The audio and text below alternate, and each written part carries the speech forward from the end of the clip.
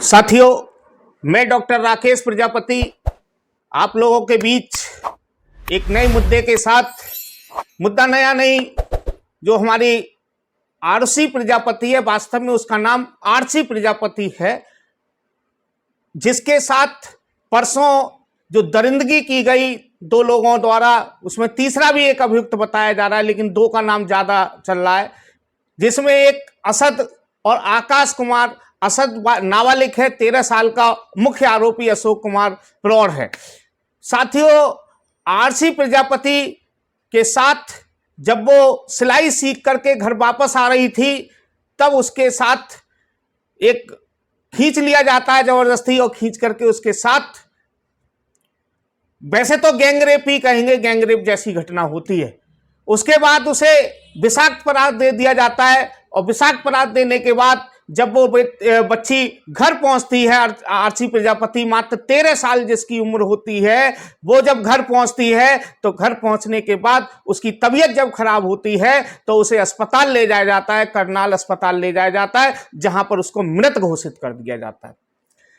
Postmortem होता है। Postmortem के बाद निश्चित हो जाता है कि ये विषाक्त पदार्थ खाने से ही इसकी मौत हुई है, और उन आरोपियों को में से एक को कल गिरफ्तार कर लिया गया था, एक को आज गिरफ्तार कर लिया गया। दोनों को गिरफ्तार करके जेल भेज देने का काम कर दिया गया है वहां के शासन और प्रशासन द्वारा।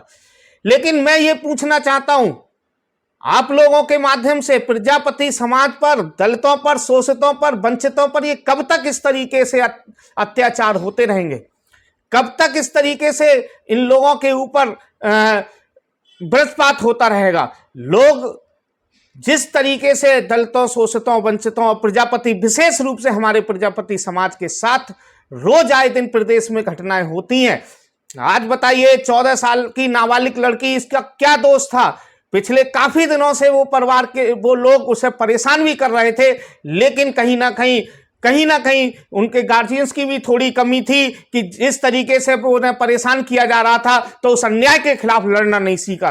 मैं बार बार इसीलिए कहता हूं कि लड़ना सीख लीजिए, वरना आने वाला जो समय आएगा वो समय ये होगा कि आप लोग अन्याय के खिलाफ बोलेंगे नहीं, और आने वाली जो समय होगी, हमारी संतानें गूंगी पैदा होंगी। इसीलिए मैं बार बार कहता हूं, आप लोग जो मुझसे जुड़े हुए हैं, जो लोग मुझे जानते हैं, मैं बार बार इसीलिए कहता हूं कि इस अन्याय के खिलाफ बोलना सीख जाइए। हर अन्याय, अत्याचार के खिलाफ आवाज उठाना शुरू कीजिए, नहीं तो जब आप नहीं बोलेंगे तो आपकी संतानें नहीं बोलेंगी, आपकी संतानें नहीं बोलेंगी तो वो आने वाली जो संतानें होंगी वो गूंगी पैदा होंगी। इसीलिए आप पूछना चाहता हूं मैं, जो लोग बुलडोजर चिल्लाते हैं, आज बाबा जी का बुलडोजर उन आरोपियों के ऊपर कब चलेगा? क्यों नहीं चल रहा बाबा जी का बुलडोजर उनके ऊपर? क्यों नहीं चल रहा? गायत्री प्रसाद प्रजापति के ऊपर बुलडोजर चल सकता है, ब्रजेश प्रजापति के ऊपर बुलडोजर चल सकता है, दारा सिंह प्रजापति के ऊपर बुलडोजर चल सकता है, लेकिन हमारे प्रजापति समाज पर, चाहे वो घटना रायबरेली की रही हो, चाहे वो घटना बांदा की रही हो, चाहे वो आगरा की रही हो, चाहे मैनपुरी की 5 लोगों की जिंदा जलाने वाली घटना रही हो, किसी भी आरोपी के ऊपर बुलडोजर क्यों नहीं चला?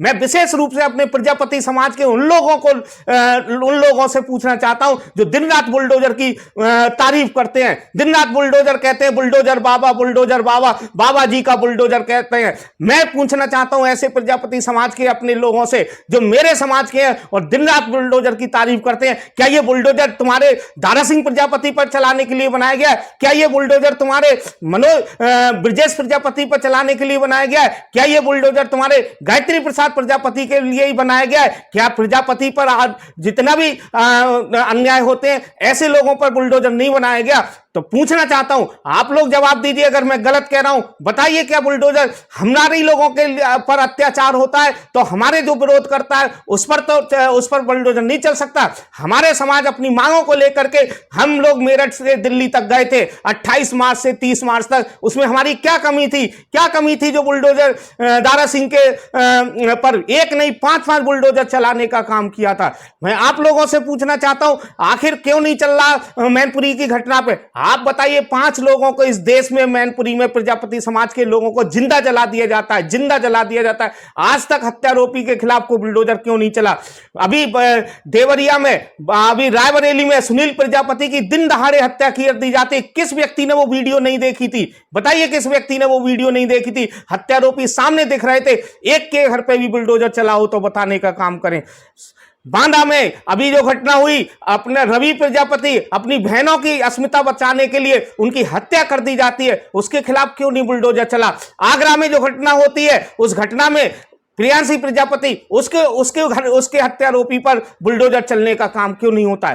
तो साथियों, मैं बस यही पूछना चाहता हूं, क्या बुलडोजर प्रजापति समाज पर चलने के लिए है? प्रजापति समाज के साथ अन्याय करने वाले, अत्याचार करने वाले व्यक्ति पर बुलडोजर कब चलेगा, क्यों नहीं चल रहा? ये मैं आप लोगों से, विशेष रूप से अपने प्रजापति समाज के उन लोगों से, उन युवाओं से, क्योंकि मैं लगातार देखता रहता हूं, मेरी भी बहस होती है कि ये बुलडोजर की तारीफ, अरे आप सच को सच तो कहिए, अन्याय को अन्याय तो कहिए। ये अन्याय एक दिन याद रखना, अगर यही स्थिति रही तो आपके घर पे भी बुलडोजर चल सकता है, आपके घर पर अन्याय होगा। अगर आप आवाज उठाएंगे तो ठीक है, नहीं उठाएंगे तब ठीक है, तो आवाज उठाइए। अगर आवाज नहीं उठा सकते तो जो लोग आवाज उठा रहे हैं आपकी, जो लोग आपको आगे बढ़ाने का काम कर रहे हैं, जो अन्याय अत्याचार के खिलाफ आवाज उठा रहे हैं, उन्हें आगे बढ़ाने का काम कीजिए, उनका मनोबल जोड़ने का काम कीजिए, उनका मनोबल बढ़ाने का काम कीजिए। बहुत बहुत धन्यवाद, बहुत बहुत आभार।